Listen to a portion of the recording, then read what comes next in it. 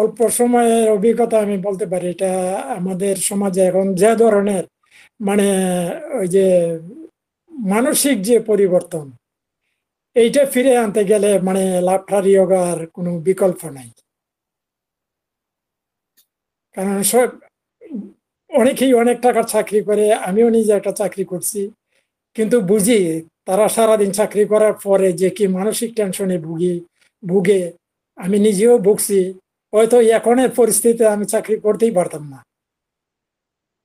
বিশেষ করে private private সেক্টরে যে চাকরিগুলা, মানে মানসিকভাবে তারা আসলে একটা বয়সের পরে তারা আসলে কোনোভাবে টিকে থাকতে পারবে না।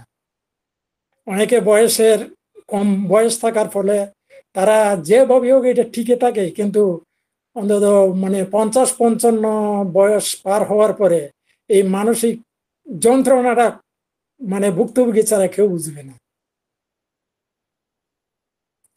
তো দাদা এইটা আপনি তো এই লাফটার যোগা এই জিনিসটা মানে অনেকটা প্রশান্তি দিতে পারে। দাদা আপনাকে অসংখ্য ধন্যবাদ। আপনার এই 3 দিনের লাফটার যোগা করে আপনার যে অনুভূতি শেয়ার করেছেন অসংখ্য।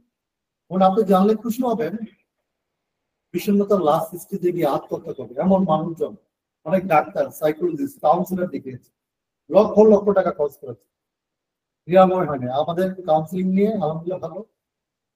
লাফটার থেরাপি মাত্র 7 দিনের লাফটার কাউন্সিলিং আছে, একটা না 7 দিন করতে হবে।